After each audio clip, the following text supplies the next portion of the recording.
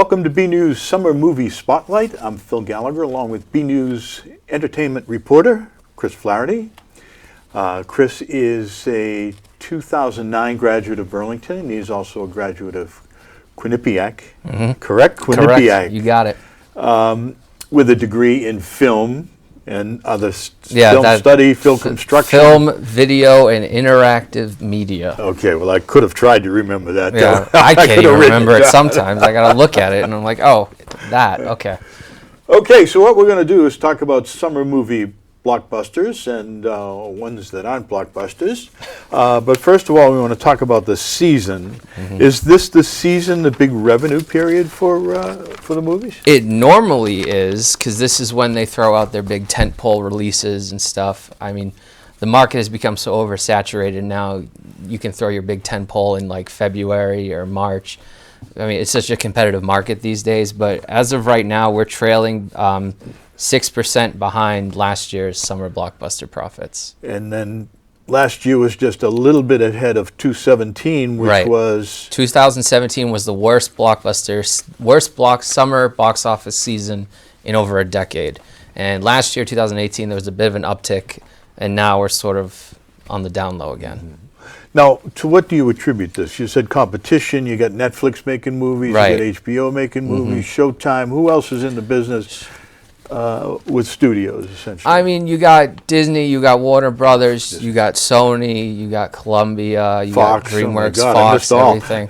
Well, I mean, you can sort of say Fox now, but Fox is now owned by Disney, so that's part of them too. So yeah, it's super competitive now. There's like 3 major releases coming out in one weekend. You can't afford to see every movie every weekend, so the bigger hits, they fall behind. They don't make a lot of money.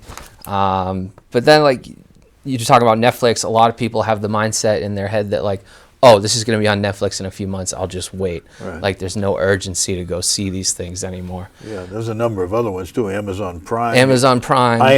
IMDb, Hulu, everything. I mean, there's every major studio or every major distributor is having their own streaming service now.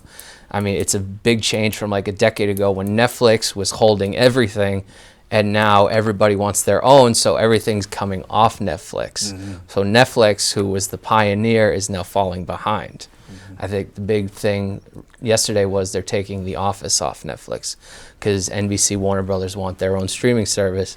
And everybody on social media is like, well, if The Office is going off Netflix, so am I. So am I. The Office is one of the most bingeable series on Netflix right now, so they're going to take a huge hit. And Disney's got their major streaming service, Disney Plus, which is out in December or the fall. They're going to have everything on there. Their Disney stuff, their Marvel stuff, their Star Wars stuff. They'll have their own original content. So anything owned by Disney is going off Netflix in the fall, too. So it's going to have a paywall, so you need another paywall, right? Exactly, yeah. So, what about franchise fatigue? Franchise fatigue is a real thing, especially in this day and age. You have to ask yourself when you see these movies, who's asking for these? Like the new Men in Black movie, I don't know if anybody was asking for that. Is that the third or the fourth? This is the fourth. There was a third one. I don't know if anybody saw it. But that was the last one with Will Smith and Tommy Lee Jones. It came out earlier in the decade, but this was just an attempt for Sony. Sony is desperate for an IP or a franchise that isn't Spider-Man. Everything they've had has failed. Spider-Man is the only thing they have, which is why they refused to give him back to Marvel. But everybody, I thought, Men in Black International, it seemed like it could succeed. It had Chris Hemsworth and Tessa Thompson, 2 very likable, very talented actors. You had F. Gary Gray, who was the director. He's done things like Straight Outta Compton and some Fast and Furious movies. The writer wrote Iron Man. Like, it seemed like a perfect picture to start a franchise. And then Sony is notorious for interfering with productions and stuff. There was a big debacle between the producer and the director. They couldn't agree on things. There was rewrites on set.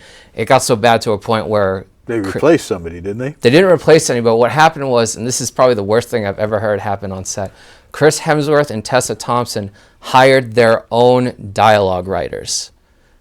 So they were saying, all right, these writers can't get it, so let's just hire our own. which I think So is like, that's when you know you're in trouble, when your actors are taking control of your script.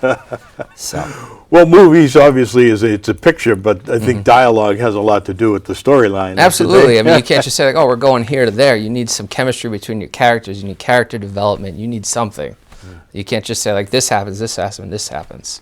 Now, what about the awards? There's some sort of a controversy on the awards side, isn't there, with these, whether or not Netflix and these other independent producers can get Emmys and all of that stuff? Right. Steven Spielberg, a couple months back, when the Oscars were happening, he said like Netflix movies shouldn't be considered for the Oscars, and the foreign film Roma, directed by Alfonso Cuarón, was a Best Picture nominee that year. It won Best Foreign Film. I saw it. I didn't like it. But I don't know. I think that's the old guard sort of resisting these changes, like to put a movie out in the theaters anymore maybe not be as profitable or as marketable. And it's accessibility again. Sure, like, if you've got streaming, you don't have to bother with whatever the distribution costs are and the seat costs, etc. Yeah. And you can buy it for, I don't even know what a ticket goes for now. What are they, 15, 17 bucks? It could go up to as far as like $18 if it's like. That's premium seating. Yeah, that's like premium seating. That's for like premium movie. Yeah, if you want HD screens, if you want to do it in 3D, like it just adds up and up and up. For Harry Potter 9. Yeah, Harry Potter 9 in 3D and Dolby surround sound. Yeah, so that's when you're like, I'll just take a regular screen for $9. Yeah, right. Well, hey, what you can have in your home now, I mean, it's ridiculous. I mean, absolutely. My wife said, "Don't buy it, because it's gonna be a giant thing in the in the living room. It's the predominant. Other than me, it's the predominant being in the living room." Well, it's like you said, like the movie tickets, they go up to $20. Like I could buy it on DVD for $20 and then own it in a few months. So why am I going to spend $18 to see it once in the theater? Right. So, well, I don't know if this started with the Red Sox. It might have been the Yankees when they built that new stadium with this premium game pricing. Like if Kansas City was in, the ticket was box seat was the ticket was like $500. If the Red Sox were in town, so they raised the prices depending on who they're playing. Yeah, okay. Ridiculous. Yeah. Ridiculous. Demand pricing, I think they called it. Yeah. All right, so let's get into what's in the theaters now and you are considering hits. What I'm considering hits, I mean, I say this every year, but there have been a few hits and a lot of misses. The biggest hit has been Avengers Endgame. It came out at the end of April. Rotten Tomatoes, 94%, one of the highest rated Marvel films. It was like the equivalent of a TV season finale for this 22 film series that spanned over 10 years. Shattered all the box office records. I can't list them all, but right now it is the second highest grossing film of all time, domestically and worldwide. Well, that's because you're getting $20 a ticket. $20 a ticket, yeah. And there's these serious fans that go see it multiple times in theaters. Like you see on social media, like what's top trending? I'm like, this person has seen Avengers Endgame 100 times in theaters. And it's like, who has the time and the money? Yeah. I was like, is this guy unemployed? Well, the other thing is, if you go back, I'm sure Gone with the Wind, when the tickets were like 75 or 85 cents. Yeah. I'm sure they would have had smash box office records. Sure, and it's all a competition. I mean, right now, so what's happening this weekend is the film is being re-released in theaters with bonus material, which is, it's not like an extended cut. I don't know if you could extend a 3-hour movie. Well, the director's cut. Sure, yeah, but it's not even that. It's like Blade Runner. Yeah, it's like there's a deleted scene, there's some bonus material, there's a tribute to Stan Lee at the end of the movie. So they're hoping that the revenue from this re-release will get it past Avatar and make it the highest grossing film of all time. Now, what number Avengers is this? This is the 4th Avengers film. This is the 22nd film in the cinematic universe. But Lord knows it's not going to be the last one. Not if it's going to break Avatar's record. No, absolutely not. And it's so weird because, one, Marvel's owned by Disney, right? And Fox just got acquired by Disney, so it's like Disney trying to beat Disney at this point. Beautiful. You can see it's sort of like a competition between directors, because James Cameron was like, oh, this superhero thing is a fad, and then this is sort of like karma coming to bite him in the butt, because he's had the 2 highest grossing films of all time for years. He had Avatar, he had Titanic. We already passed Titanic, and Avatar is just less than 40 million away. So, So they're going to catch him before the end of the year. they're going to catch him. So a little vertical integration by sure. Disney, right? A little healthy competition. A little healthy competition. And Avatar had a re-release too. So Now, what was the Rotten Tomatoes on this one? 94%. Now, what does that actually mean? That means 94% of critics gave this a positive rating. Of critics, there are that many. There are that many critics. Critics. Well, it's like you see, like you can look and it's like, oh, there's 100-something positive reviews and like 10 negative reviews. Yeah, so that's how they come up with it, huh? Yeah. So 94%, huh? Another action movie, another so much for franchise fatigue. Yeah. But this is going to set the record. Well, this is like the only cinematic universe that has really found success. I mean, now all the studios are trying to replicate what they've done. They want to start their own cinematic universes, like what they were trying to do with Men in Black, and they failed. And like there's the other comics that make their movies, the DC universe, that's failed. I mean, I could list all the failed cinematic universes. Like they tried to do a Robin Hood one, they tried to do a King Arthur one. I think the Lego movies count as one. I don't know, but everybody's trying to like get that franchise going for a steady revenue for a few years, but it's just not working. Yeah. Yeah. So who's in? That's the Marvel universe. That's the Marvel right? universe. Okay. Yeah. So and who's in the Marvel universe? Okay. Thor in there. Yeah, He's an Thor, Avenger, right? Chris Hemsworth, Chris Evans, Captain America, local boy, Scarlett Johansson, Black Widow, Robert Downey Jr., Iron Man, and that was another big selling point too. Like this was the last film on all their contracts, so it was like incentive. Like this is the last time you'll see these guys on screen. So, you know, it's like the finale, and it's like ratings go up when the finale happens. Yeah, except that they'll be they'll be back. Yeah, they'll be back. I mean, they're even saying like, yeah, I might come back and do more. And it's like, yeah, it might be fun to do more. Yeah, well, what's his name? The Robert Downey Jr. film was great. Yeah, you know, he was supposed to be done. Alone, right? He was supposed to be done years ago, and then he just kept signing on and on and on because he likes doing it, and I'm sure he likes the profits. I think he did a couple of Sherlock Holmes films. He did some Sherlock Holmes films once. I hope now that he's done with Marvel, he can go back to doing those because those are really good films. Yeah, yeah. Well, what's his name? Cumberbatch. Yeah, the he's show. done a pretty good job. Yeah, he's too. good. I like. Although that I one. like Robert Downey better as. Yeah. Well, actually, I like Johnny Lee Smith. Johnny yeah. Lee. Is it Johnny Lee Smith? I don't know. Johnny Lee. I'm blanking. Well, anyway, I like him and Lucy Liu in the Elementary series. That's coming to an end, too. Oh, man, I can't remember his name. Johnny Lee, in any event, we know who he is. If you know the name, tweet it at us. Yeah, he's Sherlock Holmes. Okay, so Pokemon is another franchise. Another, I guess, a successful attempt to start a franchise. So what happened was, like, I mean, Pokemon's been around for years, and they have, like, their animated movies that are in Japan, and then they come over here. But this was like there was a bid a while back for film rights to do live-action Pokemon films. Warner Bros. And Legendary won it. They decided instead of doing like the straight Pokemon, they decided to adapt this obscure video game called Detective Pikachu.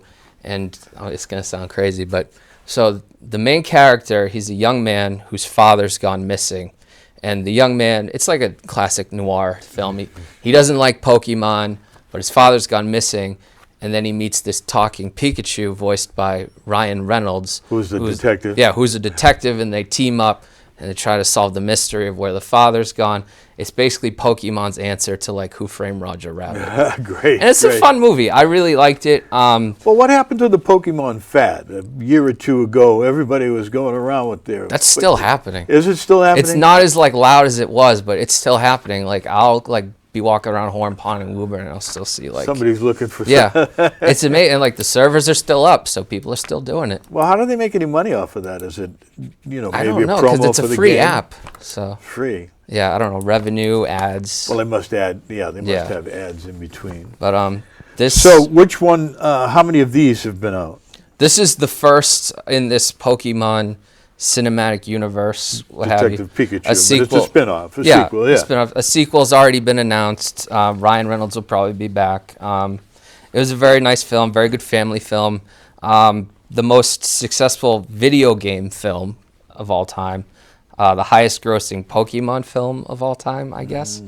Yeah, I mean, they had Ryan Reynolds, they had a good property, they had a good story. Well, I say they had a good story. Personally, when the third act twist came in, when the villain was revealed, I'm like, this is a little stupid. But like I was like, okay, it's a family film. It's based off a video game. I'll ride with you for a little bit. It wasn't the butler, I presume. It was kind of. It was the Pokemon's equivalent of a butler, I guess. Okay, so in the universe, this is like 5 or 6, right? Yes, I believe. Okay. All right, the next one up, that got a 66%. Yeah, not a huge critical favorite, but audiences really liked it. And you always see the split between audiences and critics. There's a very stark contrast between audience and critics in the next one we're going to talk about. I mean, good Lord, when I see a film and then I go and look at the critics, I mean, it's unbelievable. I must be stupid because they hating the film for like 100 reasons, and I thought it was quite entertaining, and the acting was good, and it was worth the money. Well, it's even the opposite sometimes. Like, I'm like, this movie's great, and then I'll go and see, I'm like, it's really not. No. Like, I'm going to anger some people, but I didn't, like, Deadpool 2 was, like, critically beloved, and I'm like, it is? It is. I'm like, the first one's better. But all right, the next one is Aladdin. And Aladdin. I mean, how can you improve on Robin Williams? You really can't. I mean, I debated putting this as a hit or miss because it's a 57% on Rotten Tomatoes. I mean, but if you go on social media, everybody's loving it. It's the 5th highest grossing opening for a Memorial Day weekend. And this is a Disney remake. This is a Disney remake of the classic, animated film with Robin Williams. I didn't like it. Really? No, I was bored. Well, I love the first one. The first one is fantastic, and I know it's hard because like you're coming in with a bias because it's a remake, so you're going to judge it based on what's come before. But even like taking that out of my brain, I just thought it was very boring, low energy. Will Smith, who everyone thought was going to be the worst part, ended up being the best part of the film. Well, that's good for him because he's like had 4 or 5 dogs in a row. Yeah, he needed a win. He needed a win. Yeah. And they're talking about like this is done by. We're talking about Sherlock Holmes. This is done by Guy Ritchie, which is a huge departure for him. Yeah. A Disney film, a musical comedy. It's not normally his thing. Well, isn't music? Wasn't he married to Madonna? Was he? He was, wasn't he? Yeah, he was. Okay, maybe he contacted her for help. I don't know. But, I think so. Anyway, I mean that's so many years ago. She's almost my age. So. Yeah, that's a bad thing.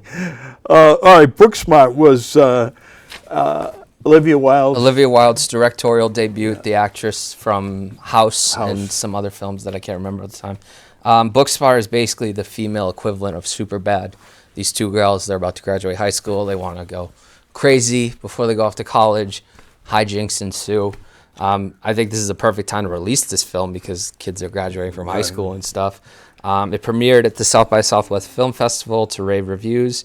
One of the highest reviewed films of the year.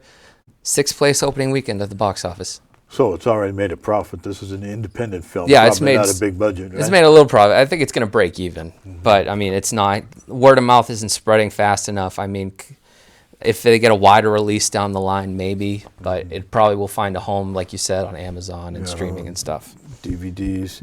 Okay, what about, let me see now, the Rocket Man is another one, although this had an 89%. 89%. Oh, Booksmart had 97%. Yes. Yeah. Rocket Man has 89% of Rocket Rotten Man. Tomatoes. The biopic / musical about Sir Elton John premiered at the Cannes Film Festival, high praise. Again, another original film debuted 3rd at the box office. Yeah. It's because I think it came out after Aladdin, and Aladdin got some strong momentum after the holiday weekend. So if it's like a rockumentary of Elton John, there's a lot of material there. Yeah, I haven't seen it yet. I really want to, but I've heard it's very good. And the young man who plays Elton John, Taron Egerton, he's a very talented young man. I hope he gets nominated for an Oscar if the Academy remembers this film in a few months. Yeah. And it's following on the heels of Queen, Bohemian Rhapsody. Yeah. This is apparently an infinitely better film from what I've heard. Oh, really? Yeah. Well, certainly the music score in both cases couldn't be beaten. Yeah. Well, I mean, it's Queen of Elton John. I mean, you can't go wrong with either. Okay, Late Night premiered at Sundance. So that stars Emma Thompson, Mindy Kaling. Emma Thompson's a late night host who she's on the verge of being canceled. Mindy Kaling from The Office, she comes on the writing staff and she sort of like helps reinvent Emma Thompson's show. That had a limited release on June 7th, came out in wide release a few weeks later. Still ninth place opening box office. Really? These original independent films aren't really getting anywhere as far as like box office. Well, that'll go on the back shelf, but that's that's top shelf, draws, stars. Yeah, Emma Thompson, Mindy Kaling. Mindy Kaling's been hugely popular on the internet. And Amazon's been a big player with the movies lately. Like, what was the last one? They did Manchester by the Sea. Oh, I like that. Yeah, that was a good one. miserable Miserable film. miserable film. Miserable film, but a very good film. Good film, but So. a miserable film. I wouldn't see it again. No. No. I mean, I own it on iTunes, but even I'm not clicking that play button too much. No, exactly. Well, Late Night got almost an 80%, right, Yep. from Rotten Tomatoes. So yeah, these critics like these films, but the audiences don't. Yeah, Again, the critics there's that don't. contrast. Yeah, there's a contrast between the money and the critics. Mm-hmm. Okay, Toy Story. Toy Story number 4, which everyone thought was going to be just a big cash grab after the trilogy ended. I saw it last weekend when it came out. I liked it. Smash, Another smash. Third, Disney has the top 4 largest openings of the year. Is Tom Hanks playing, what's his name? Yeah, Tom Hanks is Woody the Cowboy. Tim Allen's still Woody, the Space Ranger. Yep.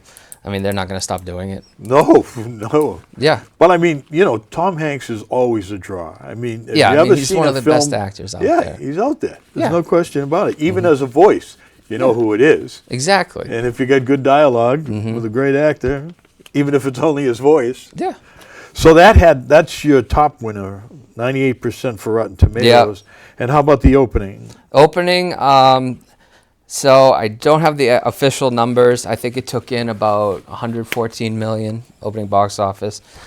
There's not much competition coming out next weekend, June 28th, so there's a good chance it'll stay at number 1. Okay, so that flies again in the face of our criticism of franchise fatigue. Right. Well, I mean, there's good franchises like Avengers and Toy Story that are still gaining steam, and then you have a couple of misfires, which are let's start with one people are right getting here. sick of them. X-Men Dark Phoenix. X-Men Dark Phoenix. This is what I would like to classify as a burnout film. So what happened was this film was supposed to come out, supposed to come out in November of 2018, got pushed back to February of 2019, and then came out on June 7th. Supposedly there was a lot of reshoots. It was a first-time director, Simon Kinberg. He's been a writer and a producer for many, many years on the X-Men films, but this is his first time in the director's chair, so apparently you can see his inexperience in that area. Like I said, the 20th Century Fox was bought out by Disney, so I think this was sort of why the film was being held off on for a while. These X-Men films aren't going to cross over with the Marvel films. I think they're going to stop them and then just do a new continuity, which I think another reason is what hurt them. They're both in the same company now, aren't they? They're in the same, they're under the Disney umbrella now, so Right. now they can cross over. This is like Disney's got their toys and they're sharing them. Right, so now you have 25 or 30 superheroes. Exactly. Yeah, so there's oversaturation there. Yeah. But I think because everybody knew, like, oh, Disney bought Fox, this is the last X-Men film in this continuity, I don't need to see it. They're going to do it better with Marvel in a few years. Yeah. So, I don't think they cared you about mentioned, that got it. What did that get for Rotten Tomatoes? That was only 23. 23. Yeah, so. And its box office wasn't too good either. It dropped 72.6% in its second weekend at the box office. That's not a good sign. That is word of mouth hurting. Word of mouth traveling, Yeah. yes. Okay, Men in Black, fourth. In the Yeah, Men we in talked Black about this. I franchise, mean, yeah. you had the perfect recipe. You had 2 great stars. You had a great actor. You had a great director. Producer and director, they couldn't agree. The studio interfered. The film got hurt. 22% on Rotten Tomatoes. So the lead characters who built the franchise are no longer They're no involved. longer there. Yeah, this was an attempt to reboot the film. Yeah. So. Hemsworth is a big star, but not as big as proven Men in Black. Right. Now, here's one I know I'd love to see, okay, which is Godzilla, King of the Monsters. King of Monsters. I mean, we've had the any number of those. when I was a kid, it was a terrifying film. It was a Right. Japanese film.